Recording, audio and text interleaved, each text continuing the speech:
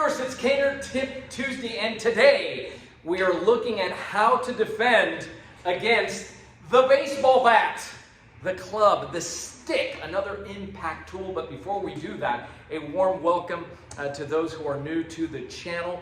Before we forget, go ahead and hit that subscribe button, hit the bell icon so that you don't miss any future content. And take advantage of the finest resource there. It doesn't matter where you are in the timeline of your cane training. You're brand new. Perfect. Go ahead and text the letters CCC to 305-745-7839. We get on a call. We find out where your interests lie. And all questions you have regarding how to get trained when you don't have an instructor in your area, how to do this comfortably, safely from home or wherever you are, conversations about canes and anything else having to do with the cane culture. Take advantage of that. It's going to save you time, money, and frustration to get it right from the onset. So, Joe, you always tell us it's an impact tool. It seeks bone. I know, but what about when somebody's seeking to strike bone on you, right, with another tool? So let's take a look at it straight off the bat. First thing you should have a concern for, and of course, training is paramount. That's what we're going to cover here. But the tool itself, right, what are you choosing? What did you choose? What can you trust in a cane that you're going to put between yourself and that incoming attack? Because it better not fold, and you're going to choose the cane based on how you value your life. Does that make sense? Same, those of you that ride motorcycles, well, how do you choose that helmet?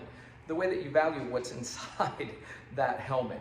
And so we have conversations every day. You're brand new to this. You say, I already have a cane. We say, perfect. Does it have what you refer to in lay person's terms as a J handle, right? This is J, like candy cane. Perfect, because you don't want a derby style. You don't want something that's a knob in there, because that's not ACSD. You limit the potential of this tool, especially the way that we use it. And so that's okay regardless, so that you can get started with your training. But as you move on, you're gonna wanna avail yourself of something you can really trust in there. And you have options, right? Generally, you're going to go wood or you're going to go metal. And this is the Raven. Boy, and it's tough to go wrong with old, reliable. This is aircraft grade aluminum, and the most that's going to happen with this, it doesn't crack. The most that'll happen is it'll bend under duress, but you can still be effective in a power shot mode with this. Or you're going to go with something like hickory or oak, one of the harder woods. But let's take a look. This one you see, it has the beauty marks on it. I've had this one for over 10 years. But let's take a look. So there's two things to look at right away. How long is that other tool? And Kiko showed me, he has an axe, and maybe he just went like this and opened that up, and here he comes. So in this case, this is shorter, and he is coming with a typical strike, which can be this way, if the tool are longer, maybe he's using two hands like a baseball bat. But why this? Why is this so common? Well, because it doesn't require a lot of skill set. It right in line with your adrenaline response, right? And it coming this way here. So in this case, you're gonna get there before, because your tool is longer, right? And yes, even though this is available to you, you have options like knocking down. This is a bone crusher, and if you are working with our power shot template, you hear that whisk right through. This is a bazooka. It's going to crush. And once that comes out, now it starts opening the door to further strike. You always hear me say, if I strike you once, I'll strike you a gazillion times. Not necessarily any of them to the head. That's not the point. We don't seriously want to injure, but we want to go ahead and do what we have to do to get out of this situation, right? Couldn't talk our way out of it with this one, Kiko. What if the tool is longer? So now we have a situation. So show them, right? Here's that reach advantage. Worst place in the world to be now is out here, right? So what the instinct is to do what, right? The instinctual thing, the untrained individual is going to put that arm up. I'm telling you that the safer place to be when he does this is to come in here, because where I don't want to be is at the receiving end of this.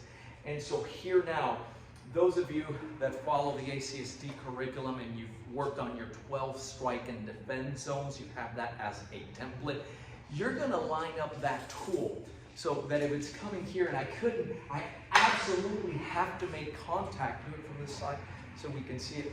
I'm going to line this up with my center, not just leave it there. I'm going to go ahead and knock that thing down. That's going to be my intent. What I don't want to do is just put it up there because it comes hard enough. Wow, that came close. That's going to hit the cane. It's going to hit me, right? And we don't want that. The other thing is, notice the way I do that. I don't wrap my fingers around the tool. So I don't do this because I know what happens. You wax it, you're going to open that hand, let it go. That hand is not going to be functional. And the other thing, pay attention to this one, is that I also don't stick my elbow out there. So sometimes you see this. ACSD, by the way, we don't have this. Right, so Kiko, if you were coming from here, Riz, I'm going to ask you to poke. When I ask you, it'll be obvious. Why don't I do this? But this is so solid, it's because everything else is wide open. And the last thing I want is exactly for some type of blade. We are almost to the obsessed with the multiple attack situation. I don't want to. Yes, it's solid, but I don't want that. What I want is to not be there. So more so, the cane at any point, I don't even want it to make contact. He's coming in here. I'm not going to be there for it. So movement, that's why we're so big on movement. Get out of there. The cane comes up in case that my timing is off because I'm human. And it comes down. Okay, great. But now I'm to the inside. And now I decide if it's going to be here, if it's going to be a strike, or if I'm going to take it out from the bottom. The other thing is that when I have both hands and I have them nearby, you don't know if I'm going to come with that right hand or did I switch and come down. Very difficult to predict that because that's how we train. And how you train is how it tends to carry over.